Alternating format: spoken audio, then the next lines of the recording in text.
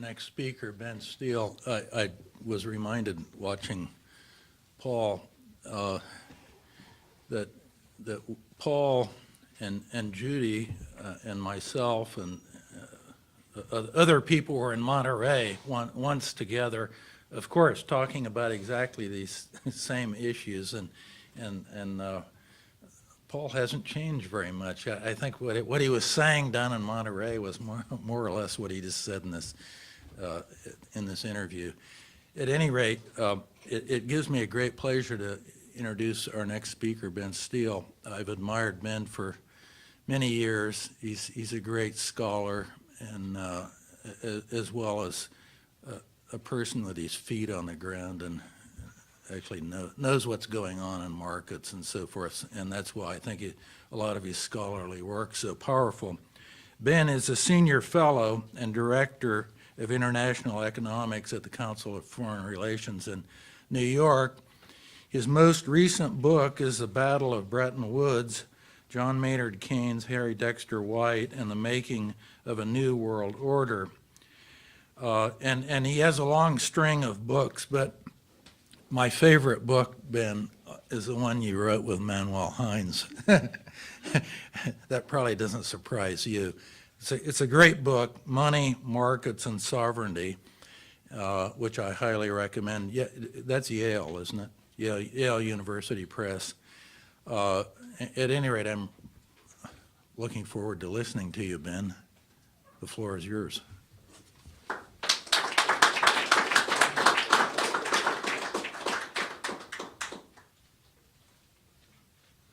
Thank you, Steve. Thank you, Sean. Thank you, Jimmy. Thank you to the Kemp Foundation for having me. It's a real honor to be here. Bretton Woods is a story I decided I wanted to try to tell back in 2009 as the financial crisis was spreading globally, and you had world leaders from French President Nicolas Sarkozy to British Prime Minister Gordon Brown all calling for quote-unquote a new Bretton Woods. I thought it might be a good time to take a look at the old original one, and I was rather surprised to see that there had been very little written about it. Of course, Steve, we all learn as economists that if you see $20 on the ground, you're delusional because somebody would have picked it up by now. But there was, in fact, $20 on the ground. Nobody had picked it up before, and I was privileged to have picked it up because it turned out to be a far more fascinating story than I had ever realized. So let me give you the historical setting. We'll talk a little about the event and its significance, and then I'll move on to more contemporary themes. So the Bretton Woods International Monetary Conference of 1944. This is the most important international gathering since the Paris Peace Talks 25 years earlier in 1919. There are over 700 delegates from 44 allied nations. They begin their deliberations just 3 weeks after the D-Day landings at Normandy. So there's a real sort of sense of cautious optimism in the air that the beginnings of the end of the war have arrived, so that the deliberations had real meaning.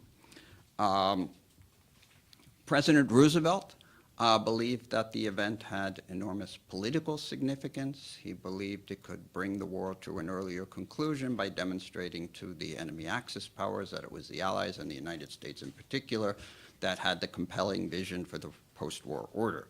Now, Roosevelt himself was no particular friend of international exchange rate stability. He, in fact, blew up an earlier conference in 1933, the London Economic Conference, by referring to exchange rate stability as, quote unquote, a fetish of international bankers.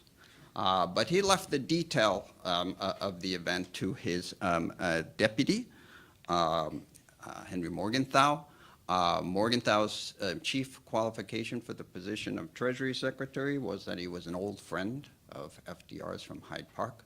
He knew nothing about economics. He referred to himself as an apple farmer. He was a gentleman apple farmer, but an apple farmer nonetheless. Rather wry, prominent Democratic donor, upon hearing that Henry Morgenthau had been made Treasury Secretary, remarked that FDR had managed to, quote unquote, find the only Jew in America who knows nothing about money. Now, since she was Jewish, she could get away with it. So Morgenthau, not the sharpest tack in the box, relied on his deputy, Harry Dexter White, who was in fact an economist with a PhD from Harvard, to craft the details of the event, and he went well beyond the economics in organizing Bretton Woods, and I'll certainly talk a little about that. White, to my mind, is one of the most fascinating political figures in 20th century American history who nobody knows anything about, and we'll get to a little more on that further on. But basically, White and Morgenthau could be seen as economic determinists in their story about how we arrived at Bretton Woods. In their narrative, it was Britain's exit from the gold exchange standard in 1931 that set off the currency and trade wars in the early 1930s, that spread the Great Depression globally, and that created the environment of misery and anger that paved the path to aggression for Hitler and Mussolini. So their primary ambition at Bretton Woods was to stamp out what Henry Morgenthau called economic aggression through a new managed international monetary system based on fixed but adjustable exchange rates, with the US dollar as its foundation. Now, gold would be a foundation underlying the US dollar, but I have to emphasize this very strongly. This is not your great-grandfather's classical gold standard. Harry Dexter White had no intention whatsoever of conducting monetary policy according to flows of gold across border. He was just very pleased that the U.S. happened to have a lot of it. By the time we get to 1944, the U.S. controls about 2/3 of the world's monetary gold stock, so most of these other countries are simply there to find out what the U.S. is going to do about a problem that they believe the U.S. had itself created. More about that momentarily. Now, there was another agenda at Bretton Woods, left largely unstated. British Prime Minister Winston Churchill famously referred to American Lend-Lease aid during World War II as, quote unquote, the most unsorted act.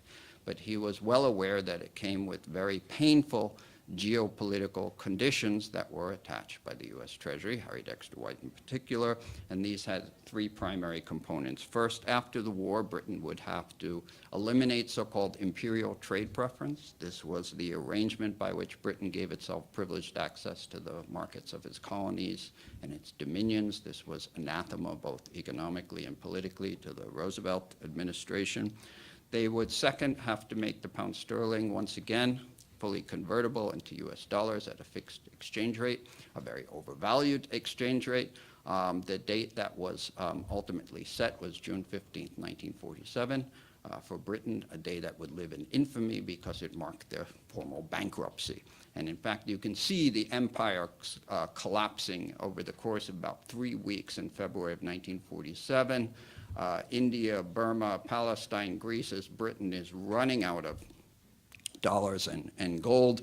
Its colonies and dominions are queuing up waiting for July 15th, 1947 to hand in their worthless sterling for dollars, and Britain decides it can no longer afford an empire. And they hand the keys to the kingdom to their primary creditor, the United States. We embark on the Truman Doctrine and the Marshall Plan to basically fill the gap that Britain's imperial collapse left. But that's my next book, which is on the Marshall Plan. So wait for that one, and hopefully Jimmy will invite me back to talk about it. And finally, third condition, that Britain would essentially accept the US dollar as the international unit of account at Bretton Woods. And this was an initiative that the British, John Maynard Keynes in particular, fiercely resisted for many years in the run-up to Bretton Woods. And in fact, Harry Dexter White used some remarkable ruses in order to push this through at Bretton Woods. Now, these two aims, establishing a new international monetary system based on the dollar that would stop competitive devaluations, and creating this new world order with Britain eliminated as a geopolitical rival, would come together at Bretton Woods. The nicest way to see this is a quote from Harry Dexter White talking to the U.S. Delegation at Bretton Woods. These are mostly politicians. These are not people schooled in the monetary arts, explaining to them why the U.S. is in the position it is. And he says it's gold in Fort Knox that explains why the U.S. was, quote unquote, in such a powerful position at this conference. It is why we dominate the financial world. If only England was in this position, it would be a very different story. Harry Dexter White is a man who is quite literally obsessed with the relative geopolitical positions of the U.S. and Britain. This goes back a long way.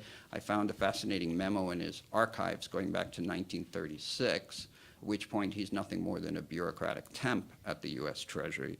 And he writes in this memo to himself, the more sterling countries there are, the more countries that use the pound sterling, are pegged to the pound sterling, the stronger will be England's position around a conference table should an international conference take place. So 8 years before Bretton Woods, Harry Dexter White is already planning an international monetary conference at which he will best the British Empire. Very ambitious man. Henry Morgenthau explaining to President Truman after FDR died what it is he set out to do at Bretton Woods. He said, I wanted, quote unquote, to move the financial center of the world from London and Wall Street to the United States Treasury. Note the and Wall Street part. This is very much an anti-banker agenda as well as an anti-British and anti-colonial agenda. So why did the British ultimately sign up to this? Well, as a British delegate and famous economist in his own right, Lionel Robbins, commented at Bretton Woods, quote unquote, we needed the cash. And they did need the cash. A little bit about the two main personalities at Bretton Woods. First, John Maynard Keynes, who headed the British delegation. Keynes at Bretton Woods really created the role we're now all very familiar with today of international celebrity economist. We're all very familiar with characters like Paul Krugman and Nouriel Roubini who jet around the world with the media waiting on their every pronouncement, but it's Keynes at Bretton Woods who really created this role. He was a media phenomenon. The U.S. media was absolutely waiting on his every word. Although they didn't particularly like him and his ideas, they compared the quality of the U.S. delegation very unfavorably to the quality of the British delegation. This, of course, infuriated Henry Morgenthau and Harry Dexter White. In fact, Henry Morgenthau refused to let Keynes nominate him, Morgenthau, as president of the conference at the opening ceremonies because he didn't want Keynes to get anywhere near a microphone. Now, Keynes very well understood what the American agenda was. Here's Keynes explaining to his government back in 1942 what the heck is going on here. He said, we need to guard against the present emergency being used as an opportunity for picking out the eyes of the British Empire and to prevent, quote unquote, Britain becoming a satellite of the United States. He said there were quarters in the United States intending to use the grant of post-war credits as an opportunity for imposing the American conception of the international economic system. Now, even though he was a very perspicacious negotiator, he knew what was going on, he was in many senses the world's worst diplomat. He was far more concerned with logically cornering and humiliating his opponents than he was with converting them, which is not a good strategy when you're bankrupt. And Harry Dexter White, for all his limitations, represented a country that was not bankrupt. And this produced enormous problems for Keynes and the British. Also, he had one quality that I think no diplomat should ever have going into a negotiation. That is, he had a personal vested interest in the outcome. He wanted to be known as the man who overthrew the wretched gold standard and replaced it with a new, rational, managed international monetary system in which the enlightened technocrats of the future would manage international monetary affairs. Now, he was not naive. He knew in the first instance it would be Harry Dexter White's system, not his own system, that would be chosen, but he thought the world would soon enough see sense and adopt his system.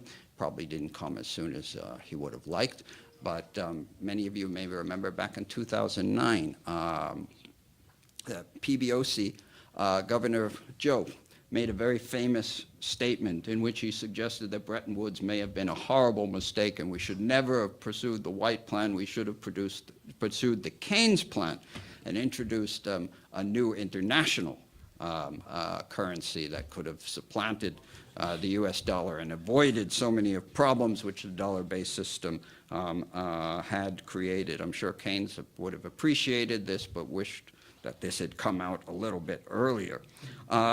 His bust-ups with Harry Dexter White over the years of negotiations before the conference were absolutely legendary. Part of this was based on the backgrounds of the two men.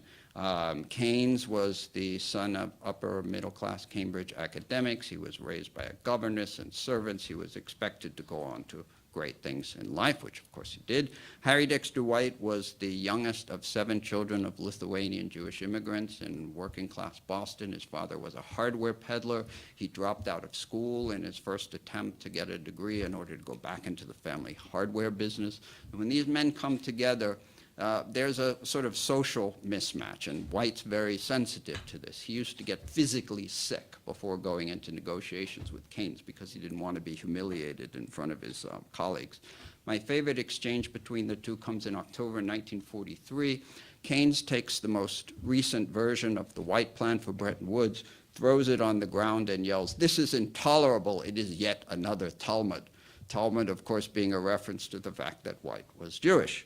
And White responds in kind. He says, "Well, we will try to produce something which your highness can understand." So, these two men.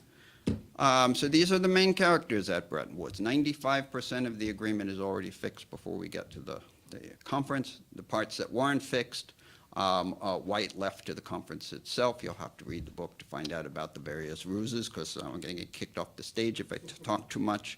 But let me just emphasize the basic differences between the White Plan and Keynes' plan for Bretton Woods. White wanted to create a new international monetary system based firmly on the US dollar.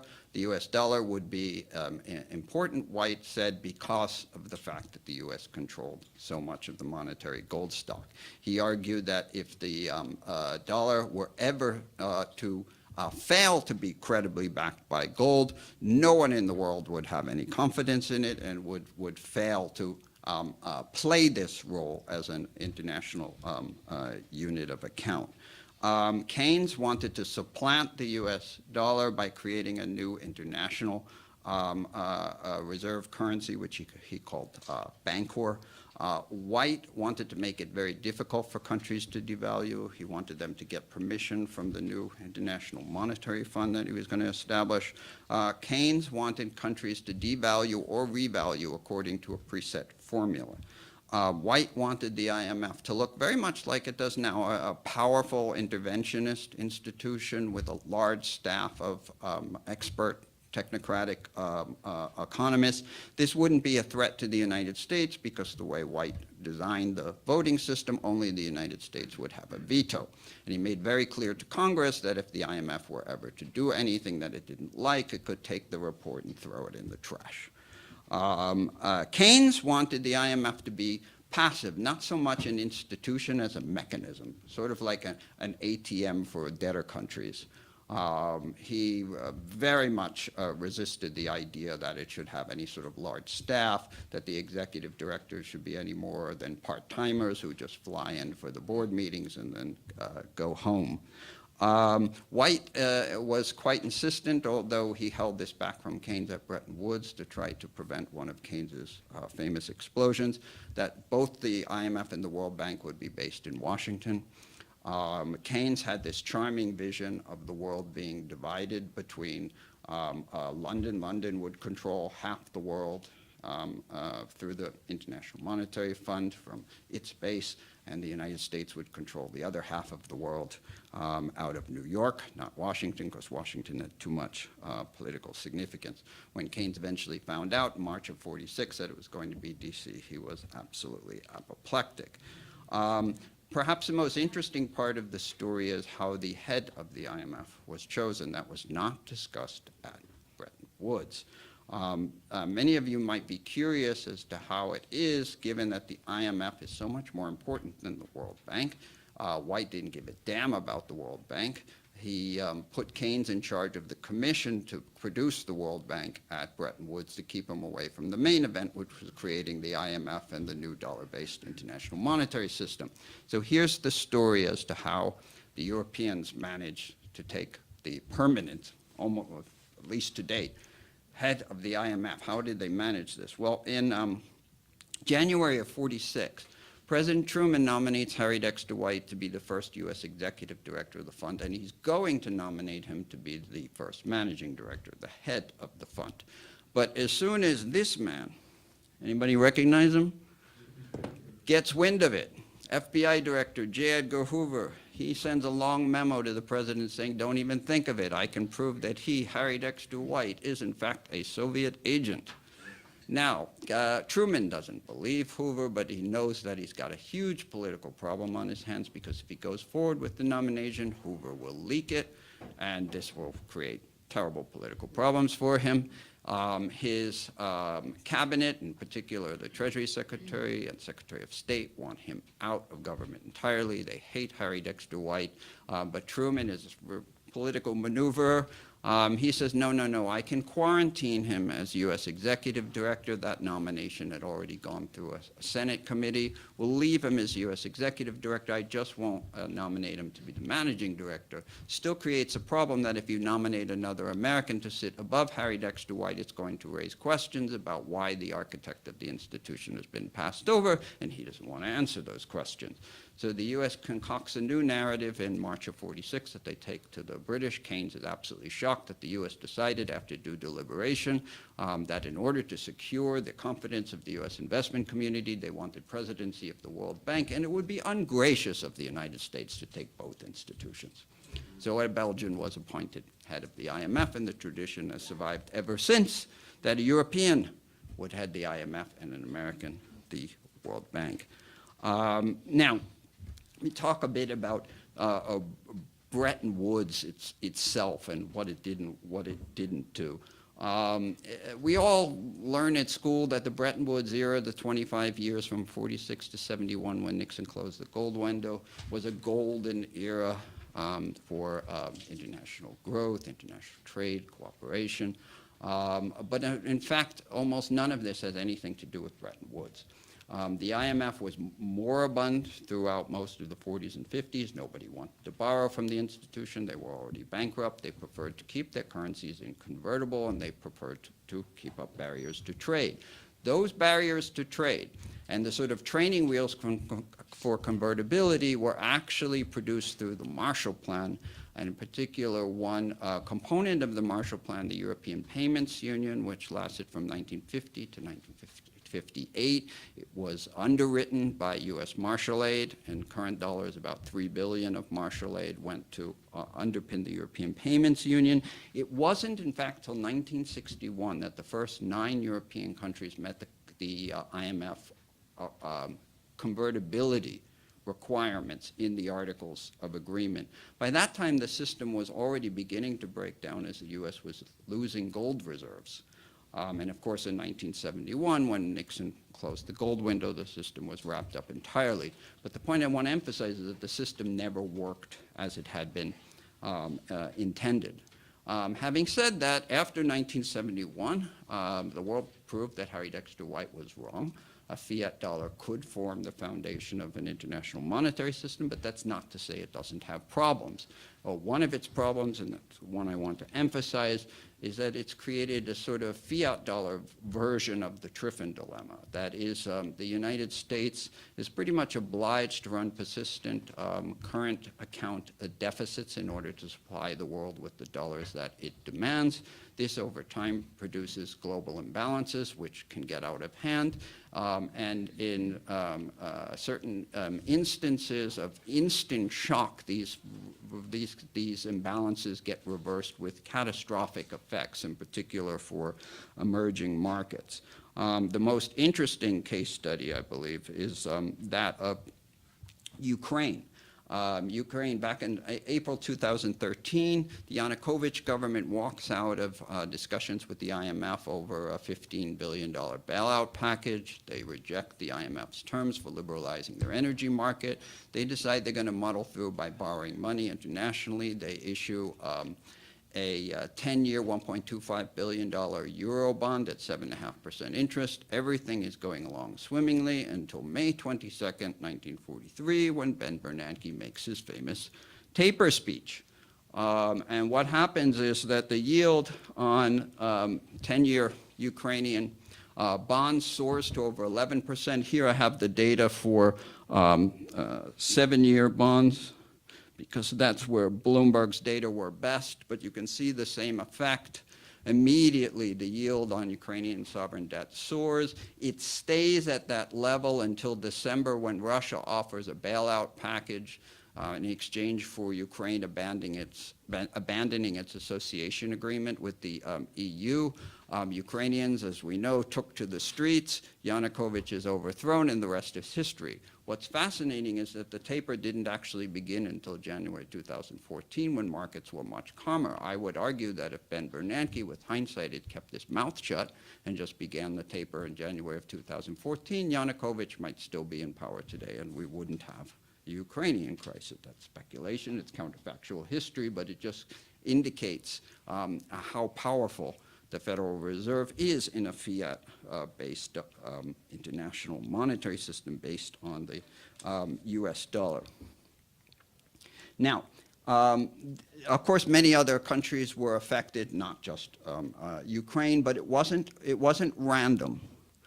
So you see here, the chart on the left, there's a very strong positive correlation between depreciation after the famous taper speech and current account deficits.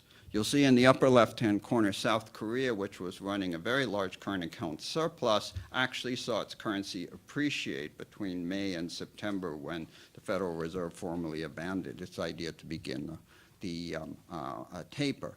And the interesting point to make about that is that the IMF did a fascinating study that they published in the fall of 2013, in which they examined the countries that had performed best during the period of unconventional monetary policy in the United States. And they said that these countries had three features. One, they were running large current account surpluses. Two, they had large dollar foreign exchange reserves, and three, they had a low level of foreign ownership of domestic assets. Essentially, they all look like South Korea. The big problem in this is that if you look at those three features, this is pretty much the US Congress's definition of currency manipulation. So when emerging markets do exactly what the IMF has documented to be the prudent thing to do to insulate yourself from macroeconomic shocks, they contribute to global imbalances. They produce political turmoil in the United States, and to some extent, this featured into the election of Donald Trump. So this is very much, in my view, a fissure in the international monetary system that comes from having a fiat dollar-based foundation. Now, there have been many attempts to address this particular problem. One which I think has by far the most promise politically is for countries to pool their reserves. And the fact that in this regard, the most significant such attempt has been the Chiang Mai Initiative in Asia, which was established after the Asian crisis.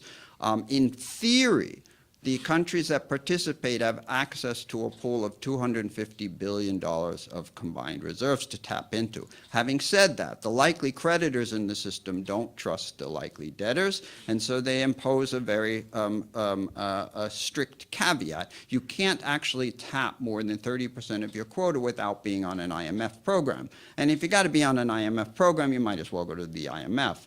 The BRICS Bank, this initiative a few years ago, Brazil, Russia, India, China, and South Africa, has the same exact flaw. If you look on the left, you'll see that in a crisis, Brazil India, Russia cannot actually call on more than $5.4 billion out of the BRICS Bank contingent reserve arrangement.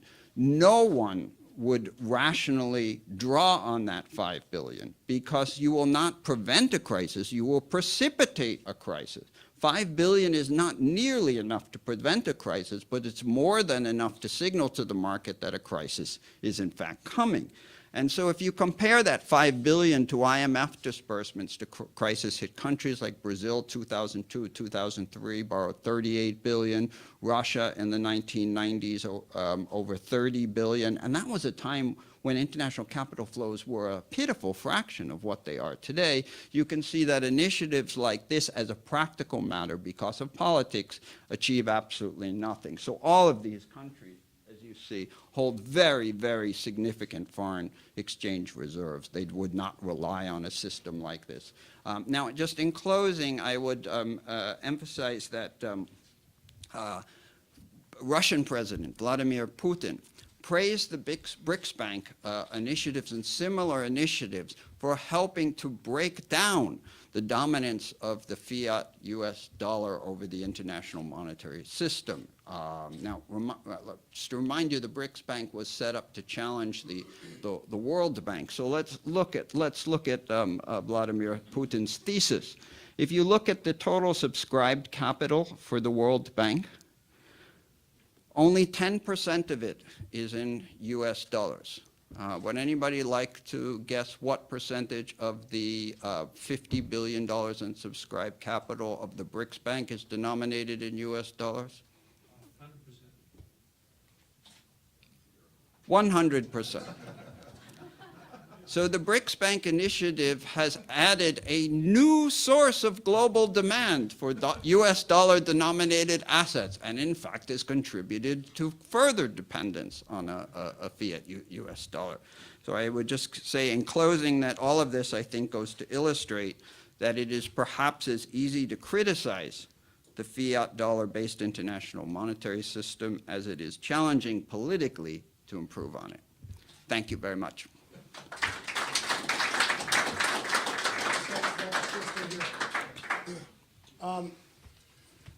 Well, thank you, Dr. Steele. Hey, how many of you, I was incredibly hopeful, even as great as those last slides were, I was incredibly hopeful that we were going to see a PowerPoint slide that was just pictures. Like my dad, I played football, and phenomenally effective telling the story. And the slides were necessary and very interesting as well. But I loved seeing those historical pictures of Bretton Woods. And it gets to something that my mom taught me, which is that so much of politics and policy is dependent upon the power of the personal. And those interpersonal stories that you told, that I've not studied Bretton Woods, I think those are incredibly important, not just to understand yesterday, but to think about today. It provides an incredible context. Now, one of the things that personally each of us needs is sustenance, food. So here's what I propose. I hope you all have questions for Dr. Steele, and I think we can eat and talk monetary policy at the same time. So we've got sandwiches and drinks back there. You're not offended if people get up and get food while some people ask you questions, are you? So feel free to grab food. We're just going to keep on rolling. Rushton, is that okay with you?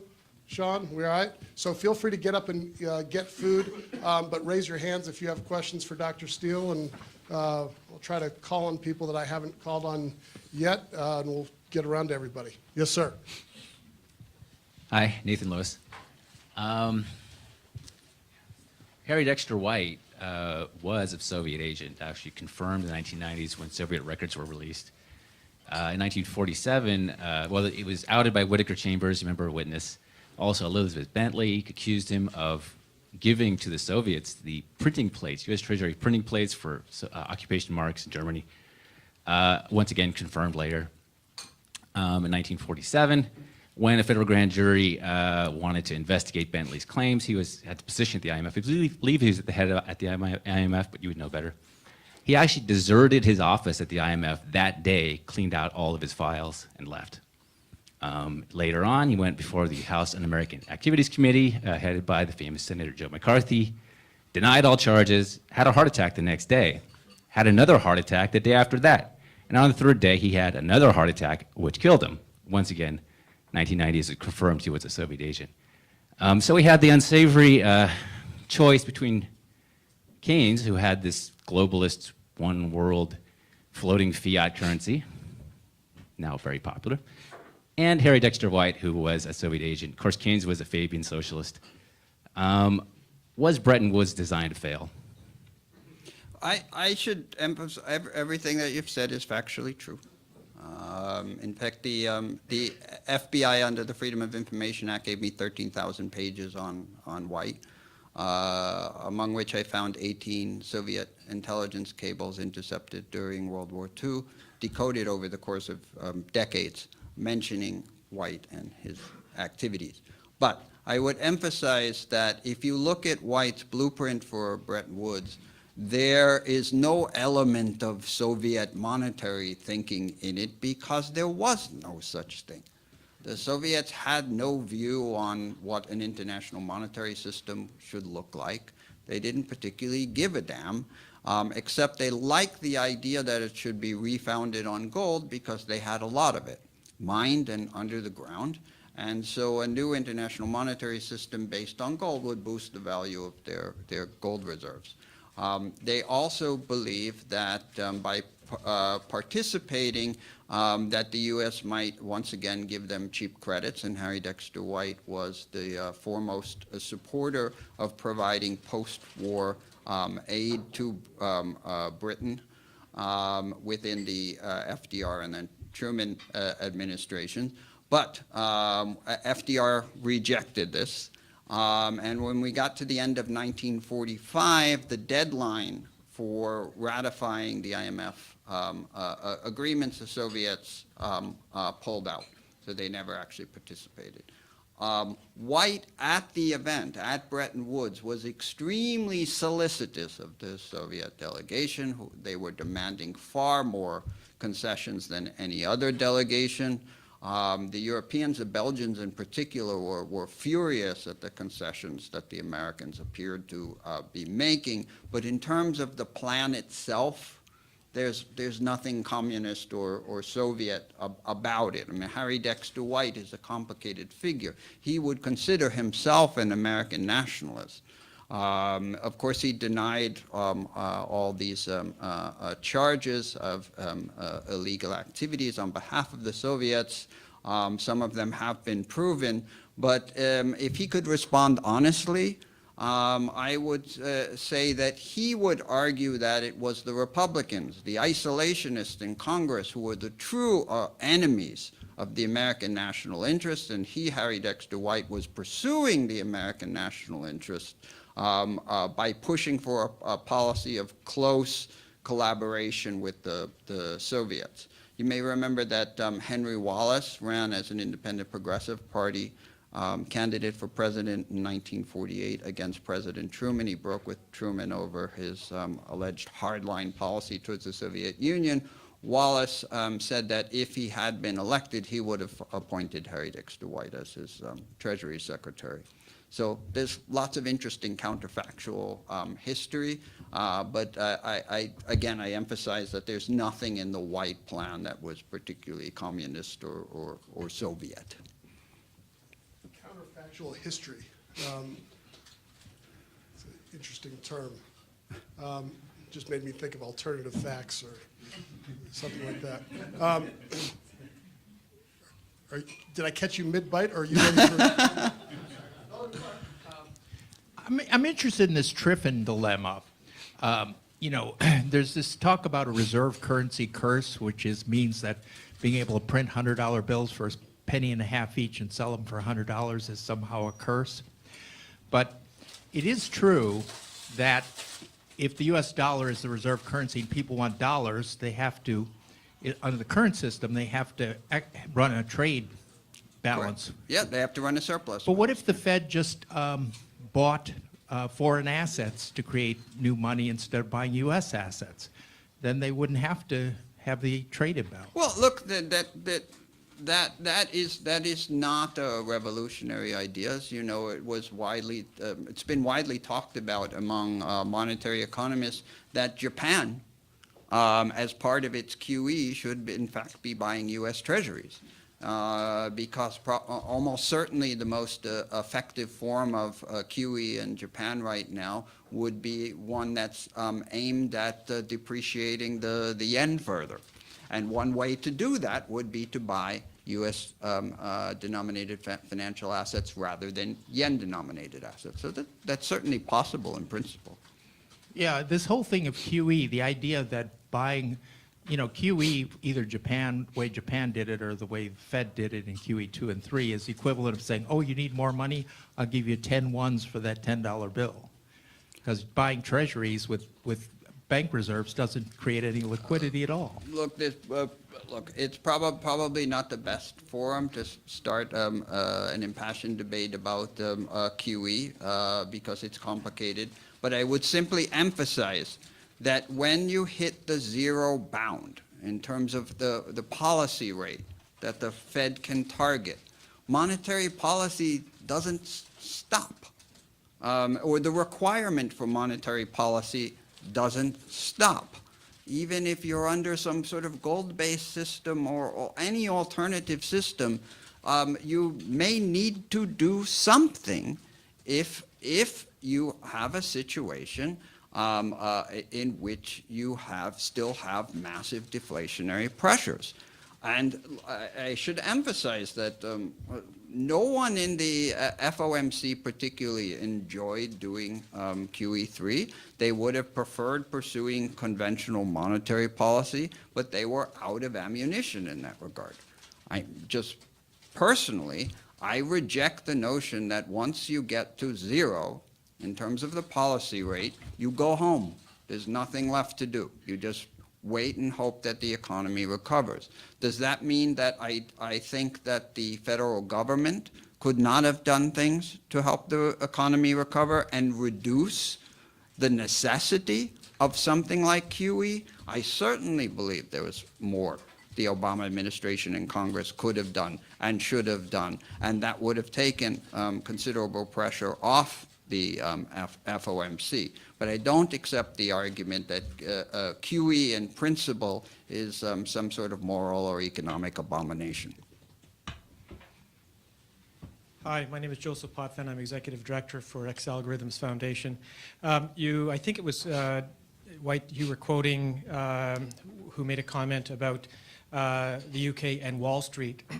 And I'm wondering if that was a reference to Ben Graham's plan for a commodity reserve currency, which Frederick Hayek actually tabled at Bretton Woods, and also the governor of the Bank of China, when he spoke about Keynes's plan in 2009, he was quite explicit in what he said, referring to the commodity reserve as well, which, in the way he said that, seemed to be a reference to Nick Caldor's commodity reserve plan as well. Could you comment on Yeah, those? those ideas were not influential at Bretton Woods. Even ideas for floating exchange rates were not influential at Bretton Woods. Very few respectable economists supported floating exchange rates at the time. Lionel Robbins was one of the few. I've often read people who should know better saying that Keynes supported floating exchange rates. He never supported floating exchange rates. He always supported fixed but adjustable exchange rates. What Morgenthau was referring to was, to his mind, the power of private bankers to affect credit conditions. At the time, in particular, it was widely believed in Washington that the Federal Reserve Bank of New York was effectively a private sector institution. And so the U.S. Treasury was moving on two fronts, first trying to transfer power away from the New York Fed to the Fed Board of Governors in Washington, but even more importantly, to try to transfer monetary powers to the U.S. Treasury itself.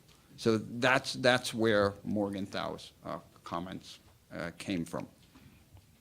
You know, there was a widespread belief that the bankers had gotten the United States into World War and that bankers had created the conditions that led to World War II, and that we saw the same sort of populist anti-banker backlash in the United States after our most recent financial crisis. So it's certainly not surprising we got one after the Great Depression.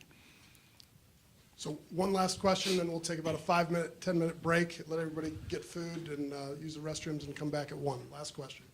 In line of counterfactual history, do you have an opinion if we had gone with Keynes' route with the Bancor or with the IMF SDR today? And how would that have hurt the U.S. if we had gone with the Bancor in the 40s? Well, the U.S. Obviously in a dollar-based international monetary system was able to set monetary conditions for the world according to its own calculations of its own economic interests. That doesn't mean we necessarily always did it well.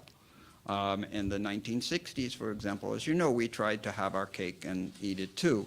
That is that we tried to maintain the fiction that the U.S. dollar would always be permanently, on demand, convertible into gold at $35 an ounce, while we expanded the Great Society programs, fought the Vietnam War, et cetera, through deficit financing. And these things simply didn't go together. This was a manifestation of the so-called Triffin dilemma. Now, as for the Keynes plan, my personal view is that it would never have even been capable of being operationalized. There were so many flaws in the plan that were pointed out by sober-minded people in the U.S. Treasury. I mean, one of Keynes's ideas, for example, was to allow Bancor to be purchased with gold, but you couldn't sell Bancor for gold. So who the heck would want to actually hold this thing? I mean, the one monetary variable that people in the 1940s had faith in, gold, could only be used to buy this thing that became fiat. Once you bought it, you could not get your gold back. So it was clear that this, to the extent that you had to hold this thing, it was going to be like a hot potato. You'd want to get rid of it as quickly as possible before it collapsed. Keynes wanted to get gold out of the international monetary system, so that one-way convertibility was his mechanism. But Keynes never fully defined how his mechanism would be operationalized and why countries would be willing to use Bancor. And SDR faced the same sort of political challenges. I mean, the reason it was developed in the 60s was that all the major players in the debate thought it could be used for different reasons. The United States thought it would help take pressure off the dollar. The French thought it would be the first step for a return to the classical gold standard. Everybody imposed their own wishes upon the SDR. But in the end, it produced nothing. There were no private sector assets denominated in SDR. There was simply no reason to hold SDRs. It was just a political tool. So I don't think politically it has any legs or could have had any legs at Bretton Woods. We're going to squeeze in one last question, because that's my prerogative. Here we go. Hi, my name is Jun Gao. I'm going to be a teaching assistant for Professor Hank in his investment class. But my question is about this exchange rate. When in your talk, it seems like the exchange rate has been heavily linked with the trade, like goods and service across the board. Mm-hmm. So that's why, but that's primarily one function of the money or currency as a means to exchange goods and service. Mm-hmm. But on the other hand, the money has another important role as a store as a means of value stores, which means like in the crisis period, it has very strong characteristic, means like safe haven. So in a global fair currency system, who do you think who can back up those like a safe haven role? Well, that's a super question. One of my colleagues at the council, adjunct fellow Willem Bouter, refers to the competition among the major currencies of the world as an ugly dog contest. Well, which of these currencies is the least ugly dog? And his response would be it's the U.S. dollar. Not because it's so wonderful, but because the alternatives are uglier. The euro, no one's sure if it's going to be around tomorrow. It could I'm not trying to get overly dramatic, but it could be on its deathbed on Sunday, depending on the outcome of the first round of the French election. If it's Mélenchon versus Le Pen, my view is it's over. And so it's not particularly surprising that the euro composition of global reserves has gone down since the crisis towards 20%. Obviously, the one currency that everybody's talking about is the RMB. Now, a few years ago, the Economist magazine declared that the RMB's rise as a global reserve currency was quote-unquote unstoppable. Since then, the RMB's use in global trade payments has fallen by 50%. So one would have to ask whether some of the policies being pursued in China in order to prevent capital outflow are consistent with the features that international investors would want from a store of value. And I would argue that there's an inherent tension there, that China is going to have to get back onto the trajectory of freeing capital flows before investors have such confidence. But, and the Chinese authorities have a good reason to fear this, if they remove capital controls now, capital flight may be completely uncontrollable. Individuals, corporations, as you know, have been trying to find new vehicles to get money out of the country. The foreign investment that the Chinese government was pushing heavily 5 years ago, now they're trying to discourage. So to go back to Willem Bouter's ugly dog contest, the US dollar is looking pretty less ugly these days compared to its major competitors than it was, say, 3 or 4 years ago. So it's just as a practical matter, I don't see any immediate alternative to the world we're living in now. Maybe I just lack imagination. That's why Judy and Steve are here.